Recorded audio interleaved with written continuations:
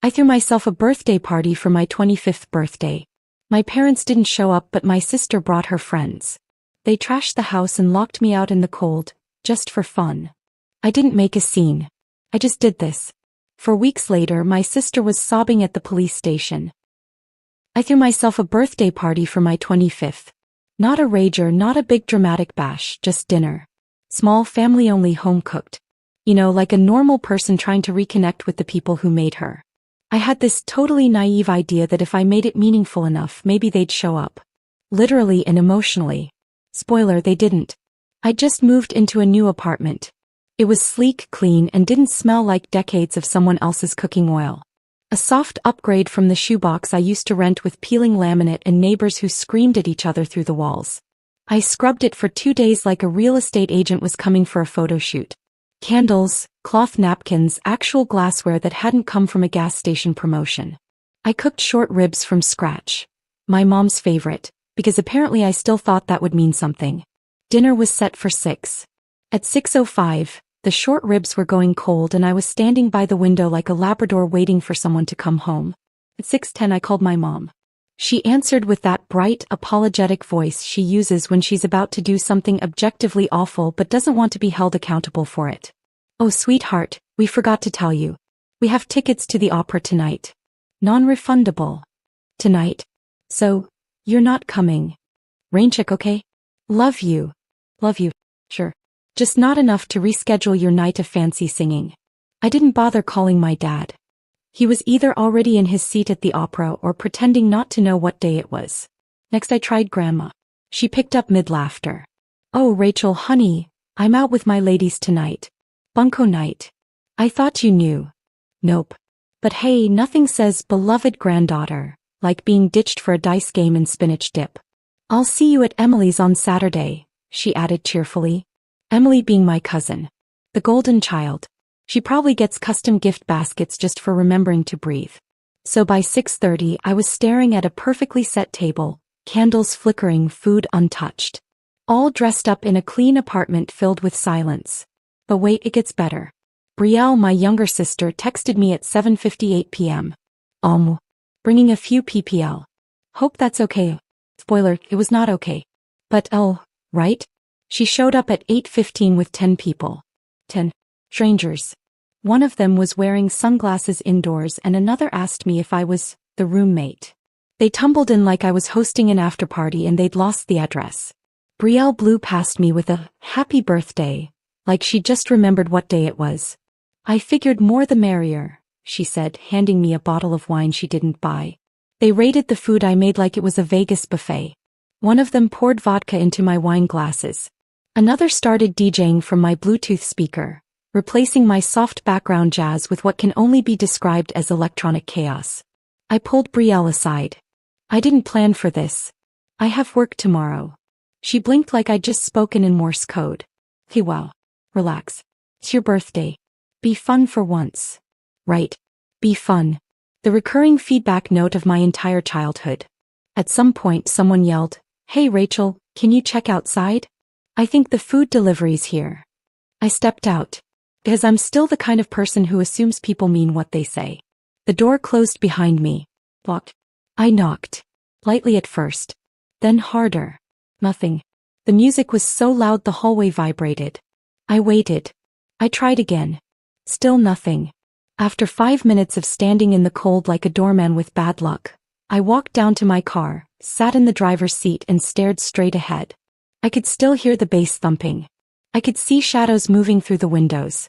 The house party was in full swing without me. And not a single person noticed I was gone. I didn't cry right away. Not because I'm strong but because I was too stunned to process the absurdity of it. I threw a dinner for the people who raised me, and I ended up locked outside my own apartment by people who didn't know whose name was on the lease. That's when the tears came. Quiet ones. The kind that sneak up on you when your body realizes you're not joking anymore. And then I picked up my phone. Not to call anyone, but to make a few edits. First, bank app. Canceled the $600 monthly auto transfer to my parents' mortgage. I'd been helping out just until Dad's hours picked back up. That was over 2 years ago. Then, tuition account. I'd been co-paying Brielle's grad school tuition since she decided media studies was her calling. Paused the payment. Then clicked permanently withdraw support. I wasn't angry. Not yet. Just crystal clear. They didn't forget me. They just didn't think I mattered enough to prioritize. That's a different kind of sting. I sat there until the music faded. Until the house got quiet. Until my candles burned out inside and my birthday died quietly outside. But something shifted in that car. They thought it was just a party. What they didn't realize was that they'd handed me a match and pointed at the bridge. The morning after the party, or whatever that was, I stepped back into my apartment like a guest walking into the aftermath of someone else's bad decisions. The smell hit me first. A mix of alcohol, burned wax, and the unmistakable scent of someone's cologne that I was 99% sure had come from my bathroom shelf. My living room looked like a group project for people who'd never cleaned before. Wine rings on the coffee table, a crushed bag of chips on the floor, a sticky patch on the rug that I didn't even want to investigate. My decorative bookshelf was missing half its plants. Someone had shoved an empty beer can into the soil of my snake plant like it was a recycling bin. And then there was the bed. My bed. Crumpled sheets. Makeup on the pillow. Someone else's jacket at the foot. I didn't even want to know who had slept there, or with whom. I didn't say a word. I just started taking pictures. Photo after photo. Quietly. Like I was collecting evidence at a crime scene. Which emotionally wasn't that far off. Brielle came out of the kitchen holding a cold slice of birthday cake with her bare hands. Hey. Last night was wild, huh? I looked at her. She looked at me like we were co-stars in a buddy comedy. You good? She asked, mouth full. I stared at her, then past her to the wreckage of my evening. Do you even know I slept in my car? She blinked. Wait, seriously? I thought you left to go see someone or something. Of course. Why would it even register that I never came back in? That I might have been locked out? That maybe, just maybe, I didn't want to spend my birthday shivering in a Honda Civic while strangers used my toothbrush as a stirring stick? She laughed. You're so dramatic sometimes. I mean, it was just a party. I didn't answer. I didn't have to. I'd already started making the cuts. But here's the thing. This wasn't new. Not really. This wasn't the first time I'd been forgotten, just the first time they did it with music playing. Growing up, I was the reliable one. The solid one. Rachel can handle it. Rachel doesn't need much. Rachel's fine. I was 3 years older than Brielle. Old enough to remember the shift when she was born. The way my mom's eyes sparkled around her. The way my dad's arms always seemed more open when she ran into them. He was the sparkly one. The fun one. The one with the dimples and the perfectly timed jokes. I was the straight kid who made her own lunches and didn't complain when my birthday was rescheduled 3 years in a row. Once for a flat tire. Once for a last-minute vacation they forgot to tell me about. Once because Brielle's gymnastics tournament took priority. Spoiler, she placed 4th. Out of 5. I remember one Halloween when I asked to be Hermione Granger. My mom told me she didn't have time to figure out a costume, but Brielle got a handmade Elsa dress and glitter in her hair. I went as a student, which in case you're wondering is not a costume. At 14 I got accepted into a competitive writing program. My parents glanced at the email and told me, that's nice. When Brielle got chosen to be the school mascot in 10th grade, they brought balloons to her tryout. By the time I graduated college early with honors they said we're proud of you, and then immediately changed the subject to Brielle's upcoming spring break trip. So yeah, I'd been invisible for a while. That birthday dinner was just the first time I stopped pretending it didn't hurt. And I know what you're thinking. Why did I keep trying? Because hope is stupid like that. It makes you believe that maybe this time will be different. That if you just do enough, if you just are enough, they'll see you. So I kept showing up. I helped pay the mortgage when my dad's hours got cut. I chipped in for grandma's medical bills when she needed dental work. I paid 1/3 of Brielle's grad school tuition because she said she couldn't focus on studying with money stress. I was always the helper. The fixer. The invisible scaffolding holding up their lives. But that morning, standing in my own apartment like a stranger in someone else's mess, something shifted. Brielle went back to scrolling on her phone. One of her friends emerged from the bathroom looking like a raccoon who'd lost its will to live. No one offered to clean. No one said thank you. No one even asked how I'd slept. I walked past them all, quiet, and closed my bedroom door behind me. I sat on the edge of the bed and let the silence settle. For the first time, I wasn't wondering if I'd done something wrong. I was wondering what would happen if I finally stopped doing everything right. Brielle left without saying goodbye. Not that I expected anything resembling an apology, or even basic self-awareness, but a sorry for turning your birthday into a frat party would have been a nice surprise. She didn't text. She didn't call. She didn't even fake concern about the wine-stained rug or the fact that someone had slept in my bed with their makeup on and left half a lash strip on the pillow. So I sent her the invoice. It wasn't passive-aggressive. It was just aggressive and accurate. $1,235 itemized. $300 for professional deep cleaning. Yes, that was wine in the floorboards. $150 for new bedding. $85 for a ruined rug. $90 for a replacement decanter. And $610 to replace my sanity. Kidding, mostly. I attached photos of the damage, included a due date, and sent it with the subject line. Cost of chaos. No snarky message. No emoji. Just the facts. She read it. Left me on scene. Then posted it to Instagram. Not the whole thing, obviously. Just the total and the first line, cut off for dramatic effect. My sister invited me to her birthday dinner and then sent me a bill. Poll underneath. Insane or iconic? Apparently, I'm the villain in her story. The neurotic big sister who dared to ask for compensation after being locked out of her own apartment. The comments were about what you'd expect. What kind of psycho charges family? Girl, what did you do? Ugh, she sounds like she watches true crime and takes notes. My personal favorite? This is why I don't talk to my sister either. They're always jealous. Jealous. Of what? Her minimum credit score? Her ability to weaponize brunch? It would have been laughable if it didn't sting. Because in that moment I realized something. She really didn't think she'd done anything wrong. Not just Brielle, none of them did. The next day the phone rang. Because of course. Rachel, she said, immediately exasperated. What is this thing Brielle posted? Did you really send her a bill? She trashed my apartment, I said. That wasn't a visit. That was a home invasion with wine coolers. She said it was an accident. So was Chernobyl. She's your sister. You keep saying that like it's a coupon for free labor. There was a pause. Then the real reason for the call. And I heard you pulled out of the tuition payments. There was. I did. You could have given us a heads up. You could have shown up to dinner. That's not the same. No, I said. One is common courtesy. The other is me financially carrying a woman who doesn't know how to use a trash can. She gasped. That's cruel. She posted my invoice on Instagram with a crying laugh emoji. I think the cruelty ship has sailed. Another pause. Longer this time. Then, we're asking you to reconsider. I let the silence stretch. Because she needs the help? I asked. Or because you do? Guess she didn't like the question. The day after that my dad called. Which was like a lunar eclipse. Rare, weirdly timed, and usually followed by a sense of dread. You know your mom's upset. She usually is. We might have to cancel our trip. To Arizona. You know that, right? Right, I said. Because I stopped covering your mortgage. A beat. We relied on that, he said, and for once he didn't sound angry, just tired. We weren't expecting you to just cut it off like that. You weren't expecting me to grow a spine. He sighed. You're making this all about money.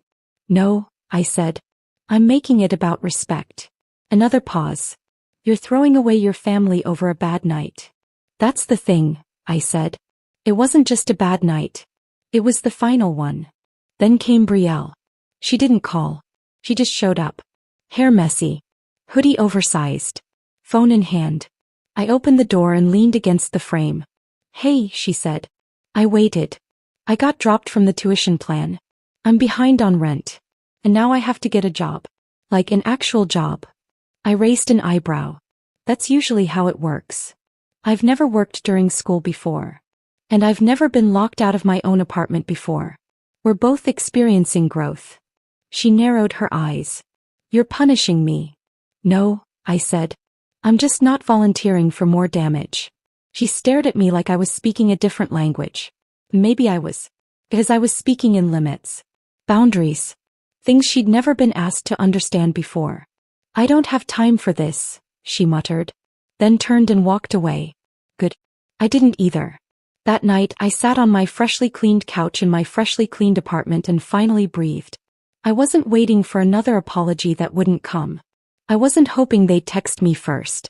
I wasn't checking social media to see if someone had posted another vague insult about cold-hearted sisters. I was just alone. But for the first time it didn't feel lonely. It felt like mine. The notification came in at 3:17 a.m. Your card was used for a $2,438 payment at PNW Tuition Services. I stared at it for a second, assuming it was some kind of delayed charge. But the number didn't match any previous invoice. And I definitely hadn't approved a payment in the middle of the night. And then it hit me. Brielle. I'd forgotten that card was still linked to her school's online portal. Rookie mistake. She didn't ask. Didn't even warn me. Just waited until I was distracted, logged in, and used my account like it was her own personal emergency fund. She didn't just cross a line, she lit it on fire. By noon, I was sitting in a plastic chair at the precinct, filing an official report for unauthorized use of my credit card. I also handed over the photos and itemized damage list from the party I never wanted. It wasn't petty. It was necessary. Because if no one else was going to draw the line with her, I would. She called the next day. Unknown number. I only picked up because I thought it might be the bank. Rachel. Her voice cracked like it had been holding everything back until now. I'm at the police station. I didn't say anything. They called me in. They said you reported me. Over the tuition payment. Correct. You could have just asked me to pay it back. You didn't have to. Her voice broke. You didn't have to do this. You didn't ask when you took it. There was a pause. Then full meltdown. I didn't know what else to do. I couldn't get the payment through in time, and the school said I'd lose my spot. I couldn't go back to working the cafe, Rachel. I was exhausted. I couldn't study. My friends all ditched me because I was always working and tired. I was falling behind and she choked out the last part. I didn't know what else to do. It was the most honest thing she'd said in years. And still I didn't flinch. You stole from me, I said. You humiliated me, lied to everyone about it, then used my credit card behind my back. I was desperate. I was too. The night I sat in my freezing car while you laughed with your friends inside my apartment. Silence. Please, she whispered. Can you just drop the charges? I let that hang in the air. Then I said, no. And I hung up. She was ordered to pay me back. Every cent. In installments. With interest. The tuition charge, the apartment damage, everything. $3,673. She called it financial ruin. I called it finally growing up. A week later my parents showed up. Uninvited, of course. That was the family brand. I opened the door and saw them both. Mom with her judgment face already loaded. Dad standing behind her like backup muscle with a mortgage. We need to talk, Mom said. Not really, I replied. She walked in anyway. Dad followed, arms crossed, jaw tight. Like someone had dared him to parent for once in his life. I can't believe you reported your own sister to the police, Mom snapped. Do you understand what you've done to this family? I think the better question is, do you understand what you did to it? We raised you. We gave you everything. You raised me to be quiet while you overlooked me. You gave Brielle everything. I paid for the house you live in. Dad stepped in. We're not doing this again. This tantrum, this act, it's gone on long enough. Act. I laughed. You think this is an act? You think I'm playing? You're punishing us for something that happened one night, Mom said. One night. Oh. I'm done being the bank account, the babysitter, the emotional sponge. You didn't come to my birthday. You let my sister ruin my home and my name, and when I stood up for myself, you blamed me. You could have talked to us. I tried. For 25 years. They stood there speechless. So I delivered the final line. You want help. You want money. You want access to me. They nodded, too fast, too hopeful. Then you should have treated me like family when it counted. And I pointed at the door. Now get out. I didn't slam the door. I closed it gently, firmly, like sealing a box you're done unpacking. Then I did the last few things I needed to do. I blocked Brielle's number. Removed my name from every shared account. Left the family group chat. Deleted the contacts. Not because I was angry but because I wasn't planning on reopening the wound. And then, silence. The kind that doesn't ask anything from you. The kind that fills your apartment and your bones like fresh air after a storm. A few weeks passed. Nothing from them. And for the first time in forever I had room, actual space, to breathe. I started saying yes to happy hour. Started texting back the friend I'd kept canceling on. Started sleeping better. Laughing more. Spending money on things that actually brought me joy, like therapy. And dinner with people who showed up. On my 26th birthday I didn't throw a dinner. I didn't light candles or cook a meal no one would eat. Instead I ordered pizza, wore sweats and had 3 friends over who brought wine, laughter and 0 expectations. And that night when someone raised a glass and said, "To people who actually show up," I smiled. Not because it was clever, but because this time I knew they meant me. I know some people will say I went too far. And maybe once I would have wondered that too. But now, I sleep better. I smile easier. And for the first time in my life I don't feel like someone's backup plan. Still, do you think I did the right thing? Let me know in the comments. And if you want more stories like this, don't forget to subscribe.